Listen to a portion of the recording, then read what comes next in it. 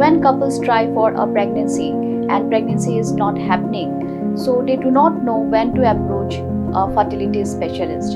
So if you are married for more than 1 year and your wife's age is less than 34 years, then it is the best time to see a fertility specialist to know the cause of infertility.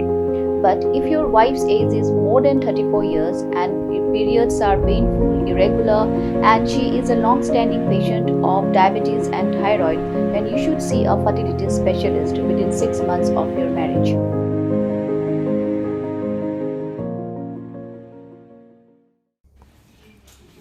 Ki Pulit ke Assam kilakiam ya DTO jang ka distrik East Garo Hills kadi hadin ke jeng pla jang weu nong khai be ani ki kali ugolam ali uba na bhati para hak distrik Golpara balasyam ba ura syupha Shna Thok ki kot kisla jang ke kali Ki Pulit Assam kali yo ru ban kurup South ligi kali ki badan ki kot kisla ki bala Shna Thok bat ulakam bau DTO ke William Nagar bat ki bagi nong tres sarkar kiladan ketilang hak banera ban Shna Thok ya ki kot kali Superintendent Ki Pulit ka Golpara UVV Rakesh Reddy ula pentit bagi Pulit kleyok pun kurup Southly ki registration certificate ki bala Shna Thok bagan top yo number chassis number ki engine bat ki bai luang bahadian ba ki labiang ki saki pada ke jingi trailang jong Ki Pulit ka Meghalaya komta ki lalit ban kemno ya uniu DTO কি করেছিস পাঁচটা আমি আরসি জব্দ করেছে আর তারপরে দু তিন গাড়ি তো আমি জব্দ করেছি আমার থানাতে আছে আর বাকি গাড়ি আমি পোৱা নাই মানুক আমি আইডেন্টিফাই কৰা হৈছে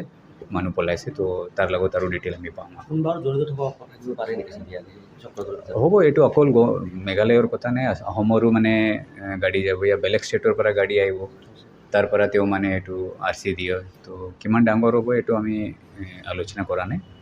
নিজে আমি গম পাবো ইনভেস্টিগেশন কৰাৰ পিছত আচ্ছা মেঘালয়ৰ উইলিয়াম নগৰৰ দ্বিতীয় গৰাকী জড়িত আছে আৰু কোনবা বেলেগ ডিস্ট্ৰিক্টৰ মেঘালয়ৰ জড়িত এইটো পোৱা নাই এতিয়া আমি তো ইনভেস্টিগেশন আমাৰ ইনভেস্টিগেশনৰ যি লিংক পাইছে এইটো উইলিয়াম নগৰতে পাইছে